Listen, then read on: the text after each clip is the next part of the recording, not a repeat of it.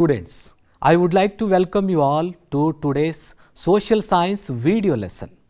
I am Vasant Shetty, working as assistant master at Government High School, Kavalbairsandra, Bangalore North District. Dear students, as you know, in social science we have totally 39 lessons. In history we have 10 lessons. Out of 10 lessons, in today's session, let us discuss first 3 lessons of history. What are they? Advent of Europeans to India, the extension of the British rule and the impact of British rule in India. In this session, we are going to discuss about these 3 lessons. First lesson, Advent of Europeans to India. In this lesson, you have already learnt many concepts like the trade relationship between India and Europe, the fall of Constantinople, a new sea route to India, European trade companies, the competition between English and French, Battle of Plassey, Battle of Buxar and dual government concept. Let us discuss these concepts one by one. First important concept of this lesson is the trade relationship between India and Europe. You have already learnt that there was a trade relationship between India and Europe since ancient times, and this type of trade was continued even during the Middle Ages. Indian spices like pepper, cardamom, ginger and many other spices had a great demand in Europe. During this time, Arab merchants carried the Asian merchandise into Constantinople of Eastern Roman Empire. Italian merchants would buy those goods and sold them in European countries. In this way, the trade relationship between India and Europe was seen. Here, Constantinople was the main center of international trade. That's why Constantinople was called gateway of European trade here. Arab merchants had gained monopoly over the trade in Asian countries, whereas the Italian traders had gained monopoly over trade in Europe. Arab merchants purchased the goods from Asian countries and they sold them in a place called Constantinople. Constantinople is also known as Istanbul. From Constantinople, it was Italian traders, they purchased and they sold the goods in European countries. Constantinople was known as gateway of European trade. All the trade was carried through this Constantinople. But here in the year 1453, one of the most important historical event took place. What is that historical event? The name of the historical event was the fall of Constantinople. In the year 1453, Ottoman Turks captured Constantinople. When they captured Constantinople, all the trade routes that connecting the city of Constantinople came under the control of the Turks. Because Turks captured it, they levied heavy taxes on the goods which were sold there. Hence, the trade was not profitable for other European countries. At the same time, Spain and Portugal were attempting to break the monopoly of Italian traders. Italian traders had monopoly over trade in Constantinople and also in Europe. That's why Spain and Portugal were attempting to break the monopoly of Italian traders. So they encouraged courageous sailors to discover sea route to India. This was one of the reasons for the discovery of sea route to India. Another important reason was the inventions. During those period, we can see different kinds of invention in the field of scientific technology. What are those inventions? First one, astrolabes, gunpowder, compass. You have already learnt that compass helps in identifying the directions.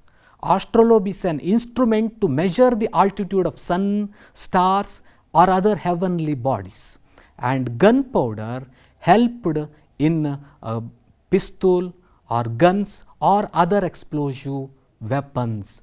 These three inventions helped the European sailors to discover sea route to India.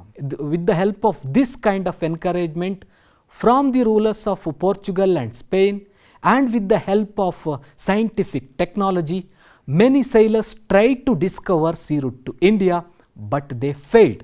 Finally, it was Vasco da Gama who was successful in discovering sea route to India. He came to India in the year 1498. In this way, Portuguese were the first to re-establish their trade with India. We can see the path which was followed by Vasco da Gama. He started his journey from a place called Lisbon. Where is Lisbon? Lisbon is located in Portugal. Vasco da Gama started his journey from Portugal and finally he reached a place called Cape, which is located on the western coast of India. In this way, Vasco da Gama was the first person to discover sea route to India. In this way, Portuguese were the first to come to India. After Portuguese, it was Dutch. After Dutch, English, and at the end, French came to India. Totally, we can see 4 number of European trade companies who came to India, started their trade. And first important one, that is Portuguese. Portuguese, they were the first to arrive at India and also they were the last to leave India. They came in the year 1498, they left India in the year 1961. After Vasco da Gama, it was Francisco de Almeida who came as a viceroy. He was the first Portuguese viceroy in India. When he came to India, he introduced a policy known as Blue Water Policy. What do you mean by Blue Water Policy? Blue Water Policy is nothing but a policy which was introduced by Francisco de Almeida in order to establish the supremacy over the sea instead of the supremacy over land. His main intention was to establish supremacy over the sea. After Francisco de Almeida, it was Alphonse de Albuquerque who came as a second Portuguese viceroy. He was considered as real founder of Portuguese rule in India. And when he came to India, he fought a war against the Sultan of Bijapur in the year 1510 and captured Goa. And here, the power of Portuguese declined with the arrival of English and French in India. In the beginning, they were very powerful, but with the arrival of French, but with the arrival of English, they were not able to face the competition. That's why they left India. In this map, you can see the capital of Portuguese, that is Goa. And again, after Portuguese, we can see Dutch. Dutch, they are from Holland or Netherlands. Their company is known as United East India Company. It was started in the year 1602. What was the aim of Dutch East India Company or United East India Company? Its main aim was to do business with eastern countries. We can see Netherlands, map of Netherlands. They established their warehouses in Surat, Broch, Cambay, Cochin, Nagapattanam, Masulipatanam, Chinsor and other places in India. Here you should remember, Portuguese were not able to face the competition from the British and the Dutch. Here the Dutch were not able to face the competition from French and the British. That's why they left India and they concentrated on rich spice islands. After Dutch, it was English. You can see the picture here. Queen Elizabeth, she was responsible for the founding of British East India Company. In the year 1600, December 31st, she issued a royal charter to East India Company to trade with eastern countries for 15 years. With the help of Queen, many British traders came to India. One of them was Sir Thomas Roe. Who was Sir Thomas Roe? He was an ambassador from the court of James I he came to India. During that time, Jahangir was the Mughal ruler. Sir Thomas Roe visited the court of Jahangir. He took the permission from Jahangir to establish factories. Where did they establish their factories? They established their factories in Agra, Ahmedabad and Broch.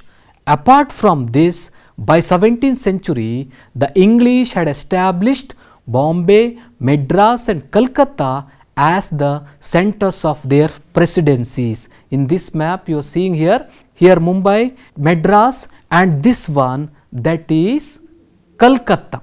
These three were the important presidencies of the British. Finally, French came to India. British East India Company was a private company, whereas the French East India Company was a government company. It was started in the year 1664 and they started their first factory in a place called Surat in the year 1668. Later, they established their many other factories, Machilipattanam, Chandranagore, Mahe, Karaikal, Kasim Bazar, Balasur. In these places, they established their factories. Along with this, they made Pondicherry as their capital. Pondicherry was also known as Puducherry. There was a big history behind this Puducherry or Pondicherry. As you know, the French, they took Valikondapuram from a local Muslim official and developed that Valikondapuram. Finally, they made it as a major trading center of the French, and that Valikondapuram came to be known as Pondicherry or Puducherry. It was their capital till they leave India. Here, Dupleix, who arrived in Pondicherry as the Governor General of French, had the high ambition of establishing French as the major power in South India. He wanted to establish the power of the French in South India. His ambition made competition between the French and the British. Finally, it led to a war which is known as Carnatic Wars. Here we can see three Carnatic Wars. These Carnatic Wars were fought between the French and the British. First Carnatic War between 1746 to 48, second Carnatic War which was fought between 1749 to 1754, and the last and third Carnatic War which was fought between 1756 to 1763. From the exam point of view, these three Carnatic Wars are very important. You have to concentrate on these wars. Now let us discuss these wars one by one. First Carnatic War. Were the reasons for this first Carnatic War? Here on the request of Dupleix, Labourdonnais. He was a French military leader. He came from Mauritius, attacked Madras and captured it. Dupleix requested him to attack on it and he was successful. But when he attacked on Madras, British requested Anwaruddin. Who was Anwaruddin here? He was the Nawab of Carnatic. Anwaruddin tried to defeat the French, but he failed, and he failed to defeat the French at Madras. Finally, Labourdonnais, he took money from the British, gave Madras back and went back to Mauritius. When he went back to Mauritius, this enraged whom? Dupleix got angry. He tried to attack on Madras, but he failed in his attempt. Finally, the first Carnatic War came to an end by the Treaty of Aix-la-Chapelle. Here one thing you should remember, the French and the British were not only the enemies in India, but also they were enemies in Europe. In Europe, they signed a treaty which was called Treaty of Aix-la-Chapelle. Second important war which was fought between the French and the British was the Second Carnatic War. What were the reasons for the Second Carnatic War? Here we should remember Chanda Sahib. Chanda Sahib, with the help of the French, he was made as the Nawab of Carnatic with the help of French. When he was made as Nawab, Robert Clive, who was a governor of East India Company, attacked on Arcot, the capital of Carnatic, and he defeated Chanda Sahib. He not only defeated him but also killed him in the war. After killing him, British or Robert Clive, they made Muhammad Ali, who was the son of Anwaruddin, as the Nawab of Carnatic. And finally, the second Carnatic war came to an end by the Treaty of Pondicherry. With this second Carnatic war, British became very powerful, whereas the French suffered a political setback. They suffered a lot. Last important war, that is Third Carnatic War, which was fought between 1756 to 1763. Third Carnatic War is considered as an important war in the history of India because this war led to the decline of the French rule in India. Here we should remember three important personalities: Count de Lally and also the Sir Eyre Coote. Third one, that is Bussy. Let us discuss the reasons for Third Carnatic War. Count de Lally of French, he attempted to capture Vandivash in the year 1760. When he tried to capture, it was Sir Eyre Coote who led the English army, defeated the French and imprisoned Bussy. Bussy helped Count de Lally. Count de Lally and Bussy, they attempted to capture Vandivash. Finally, Count de Lally escaped from the battlefield and he tried to hide in Pondicherry. Finally, Sir Eyre Coote attacked Pondicherry and Count de Lally had to surrender unconditionally in the year 1761. Now, let us move to the important effects of Third Carnatic War. French had to lose all their bases in India due to Carnatic Wars. In spite of this, the Third Carnatic War came to an end by the Treaty of Paris. As per this treaty, which was signed in the year 1763, Pondicherry was returned to French.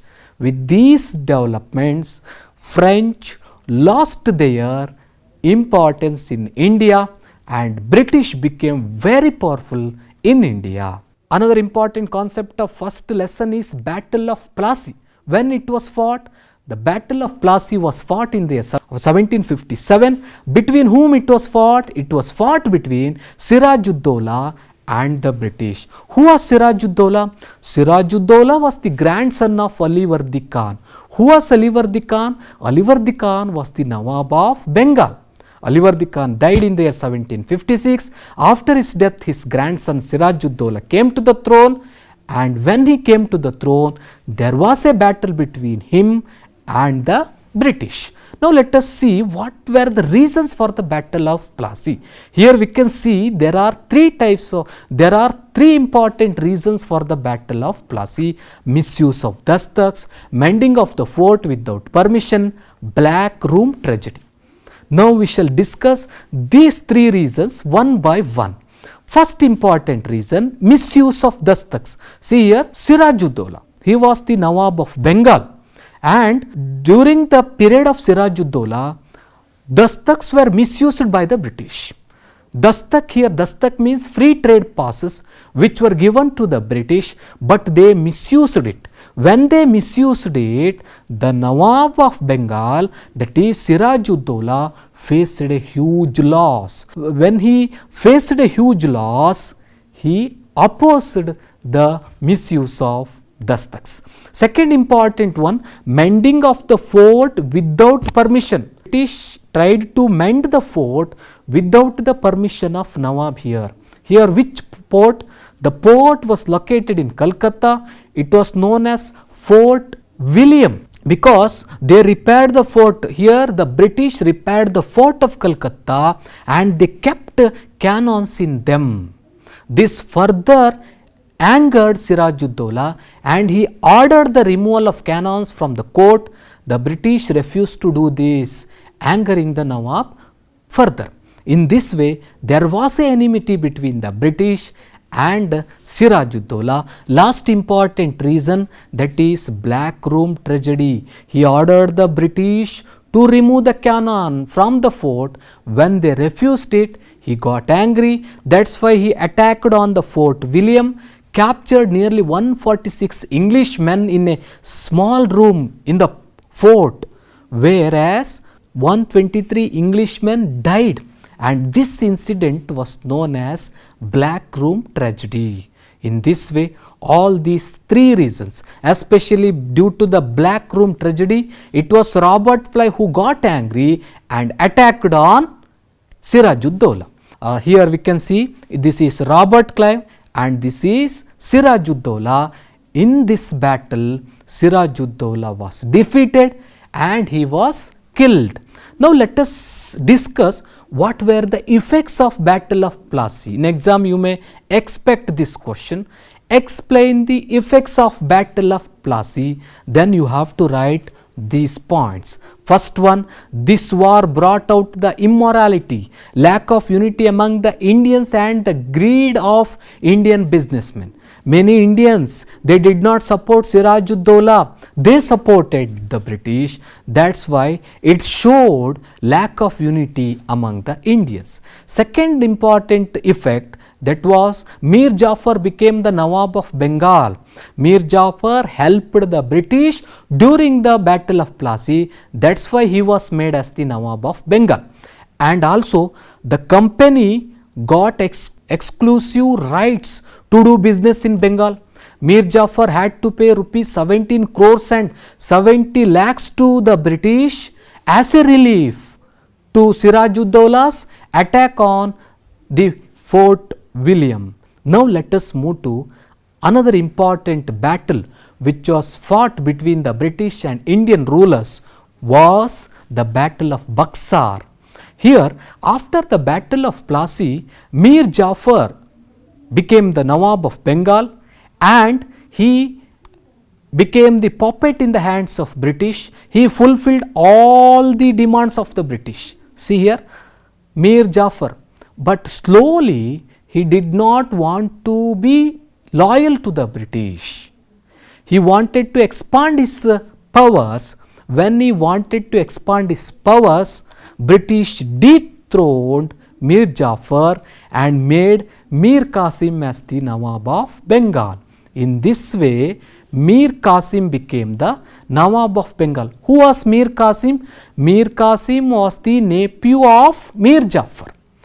In the beginning, Mir Qasim remained loyal to the company. He also fulfilled all the demands of the British. He paid nearly 2 lakh pounds to the company and gave away few places to them.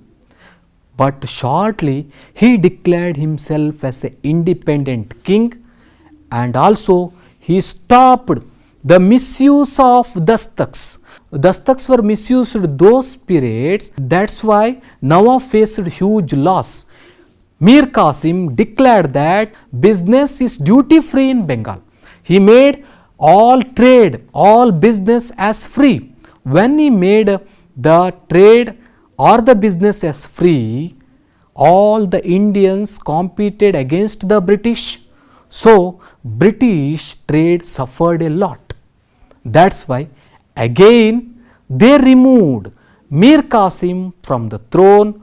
Once again they made Mir Jafar as the Nawab of Bengal.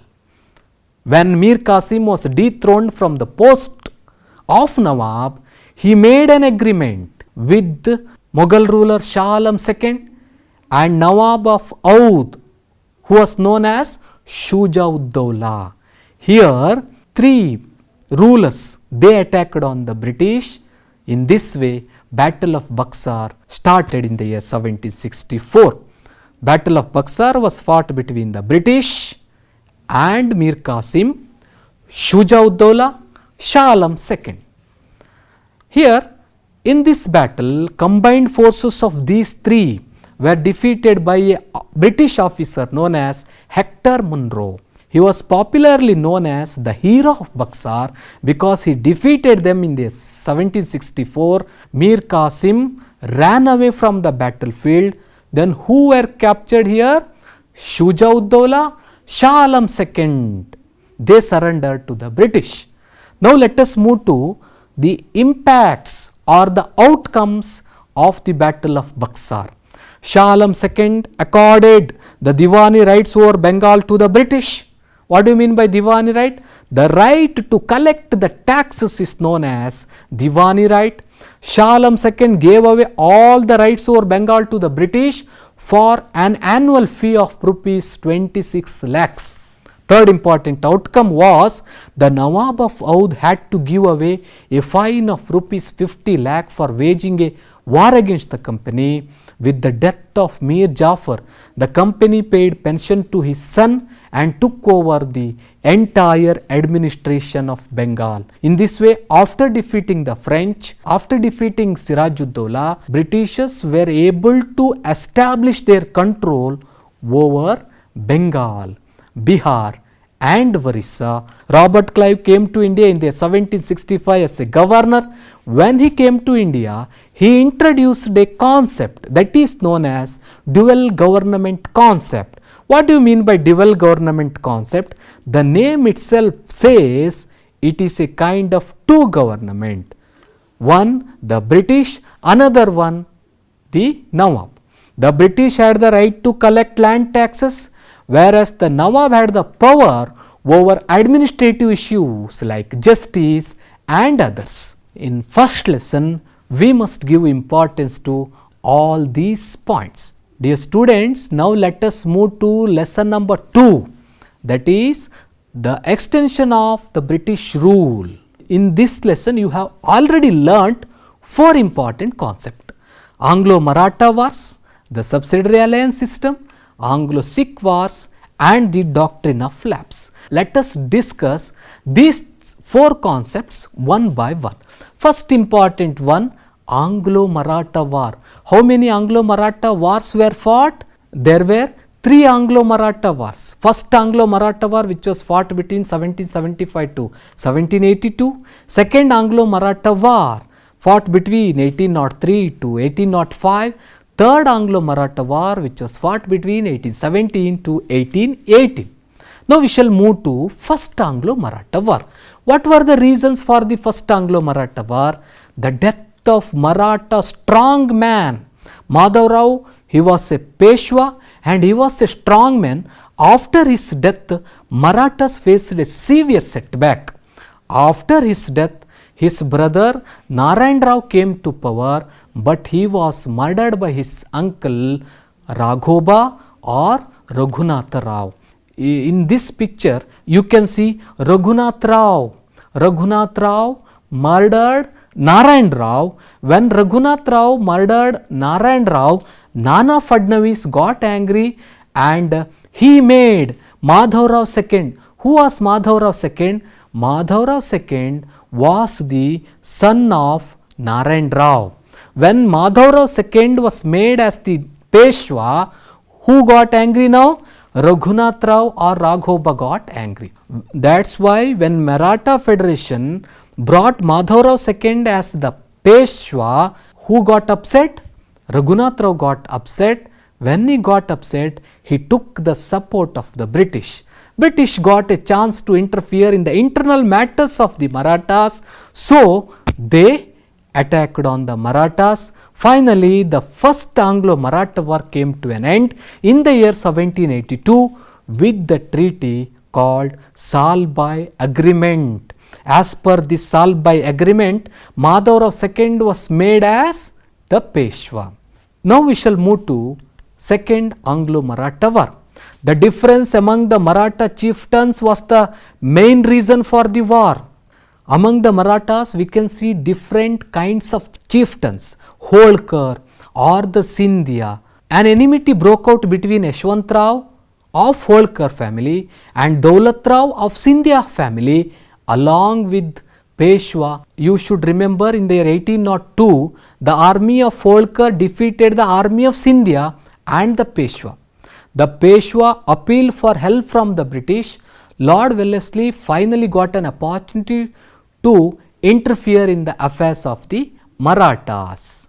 Peshwa entered the subsidiary alliance system by accepting the Treaty of Bessin. As per the Treaty of Bessin, he accepted the subsidiary alliance system. When he accepted the subsidiary alliance system, Maratha families, Maratha chieftains like Holkar, Gwalior, Bhonsle, others, they formed an alliance and opposed this treaty. Finally, at the end, this became a reason for Third Anglo-Maratha War. So, these were all the important reasons for the Second Anglo-Maratha War. Here you have to remember two important treaties. First Anglo-Maratha War came to an end by the Treaty of Salbai or Salbai Agreement. Second Anglo-Maratha War came to an end by the Treaty of Bessin. Peshwa accepted the subsidiary alliance system as per the terms of the Treaty of Bessin. Okay, in this way, Lord Wellesley defeated the armies of various Maratha families from 1803 to 1805. Now, let us move to Third Anglo-Maratha War, which was fought between 1817 to 1818. The Maratha families, they were defeated during the Second Anglo-Maratha War. That's why they wanted to protect their independence and also honor. They wanted to defeat the British. Even the Peshwa Bajirao II also wanted to defeat the British here. Even the Peshwa attempted to free himself from the clutches of the company. He attacked the British residency in Pune and burnt it down. Finally, Peshwa Bajirao II fought against the British at Koregaon and Asti and later surrendered to the British. In this way, the attempt of Peshwa Bajirao II was ended by the British, and British abolished the Peshwa post and granted a pension to Bajirao II. He was very powerful during the Second Anglo-Maratha War, but after Third Anglo-Maratha War, Bajirao II was pensioned and also British abolished the post of Peshwa. And here, after Third Anglo-Maratha War, they made Pratap Simha. Who was he? He was the descendant of Shivaji, and Pratap Simha was made as the ruler of Satara, and Britishers named him as the traditional leader of Marathas, suppressed the Maratha resistance. In this way, with the help of Third Anglo-Maratha War, the power of the Marathas came to an end. Now, let us move to another important concept of this lesson, that is subsidiary alliance system. When we heard about subsidiary alliance system, we remember Lord Wellesley. Lord Dalhousie introduced the doctrine of lapse, whereas Lord Wellesley introduced subsidiary alliance system. When did he introduce it? He introduced it in the year 1798. Why did he introduce subsidiary alliance system? He wanted to control the Indian states. That's why he introduced it. What do you mean by subsidiary alliance? Subsidiary alliance is nothing but a military agreement between the East India Company and the Indian state. Here, this subsidiary alliance had certain conditions. What were they? First one, if any native rulers of India accepted this subsidiary alliance system, they had to keep the British army in their kingdom, and also they had to look after all the expenses of the army and the wages of soldiers, and also had to give certain revenue lands as well. And third important condition was the king has to have a British resident in his court. The main duty of resident was to look after the internal affairs of that state. The king could not appoint any other European without the permission of the English. In order to enter any agreement or any pact or treaties or agreement with any Indian government, the permission of Governor General was mandatory. It was very essential. Finally, if the rulers of India, if they accept these conditions, finally in return, the company would offer protection to the state from internal or external attacks. So, these were all the conditions of subsidiary alliance system. Hyderabad state was the first state to enter this agreement. After Hyderabad, many other states also agreed this. Mysore, Oudh, Tanjavur, Maratha, Pune, Berar, Gwalior and other states entered this agreement. Another concept of this lesson is Anglo-Sikh Wars. Ranjit Singh was a powerful king of the Sikhs. After the death of Ranjit Singh, a political anarchy broke out in Punjab, especially in the year 1839. The British attempted to capture Punjab after violating Continuous Friendship Pact. The Continuous Friendship Pact was signed between the British and Ranjit Singh. After the death of Ranjit Singh, British attacked and they tried to capture it. In the year 1845, a war broke out between the British and Punjab. This war was known as Anglo-Sikh War. Sensing the danger from an outside force, all Hindus, Sikhs and the Muslims, they united together and tried to defeat the British. But they faced defeat due to few traitor leaders. Here we can mention a traitor leader like Man Singh. Man Singh cheated them. Finally, they had to face the defeat and they signed a humiliating Lahore Agreement in the year 1846. Lahore Agreement was signed between the British and the Sikh.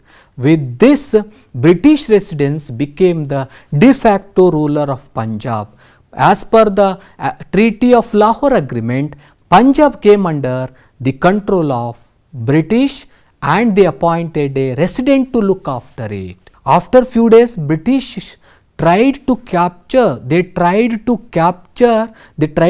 rule Punjab directly, but it was opposed by some of the Sikh rulers. Who were they?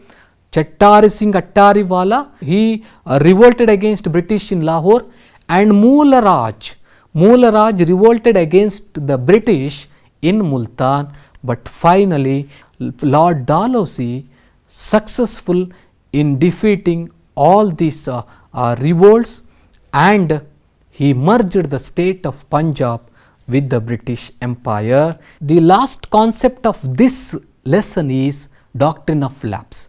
As you know, dear children, the doctrine of lapse was introduced by Lord Dalhousie. What is this doctrine of lapse?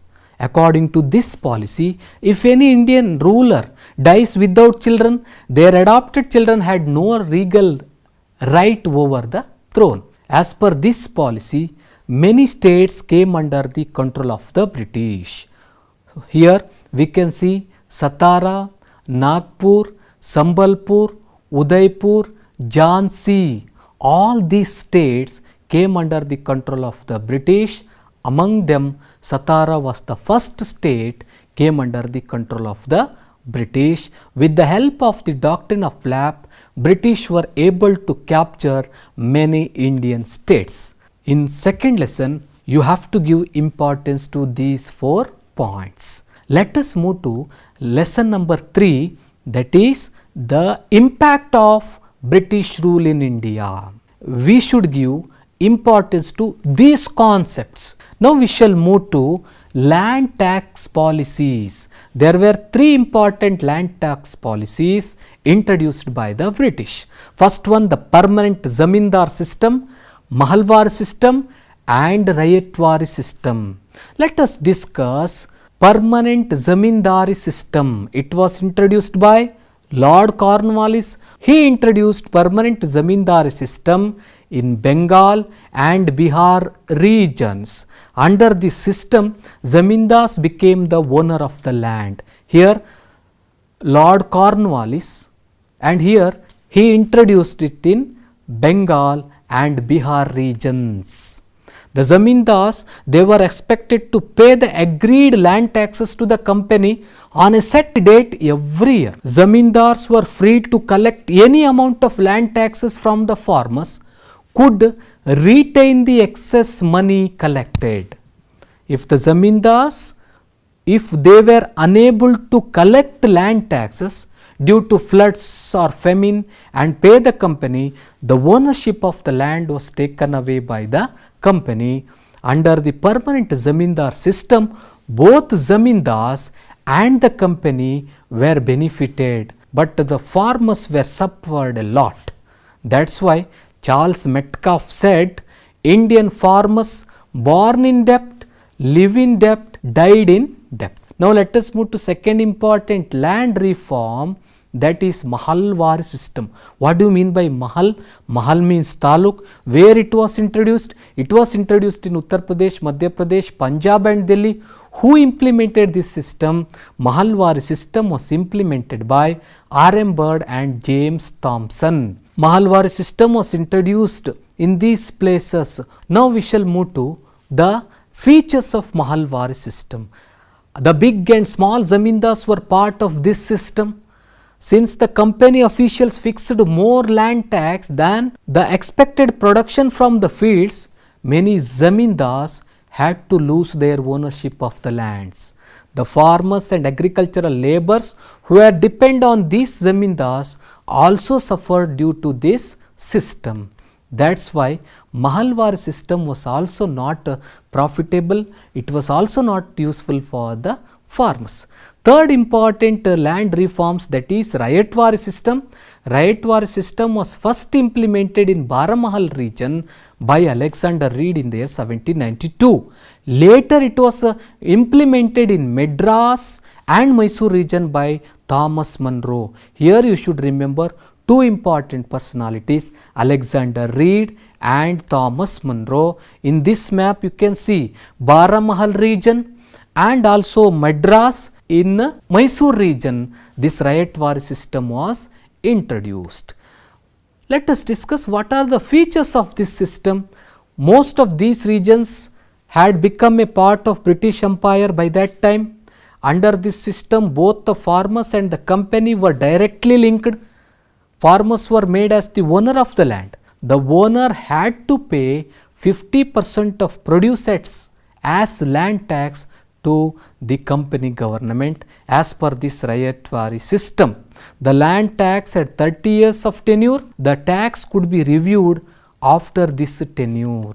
But here you should remember, though the small farmers were given land ownership, they were subjected to more suffering due to heavy land taxes.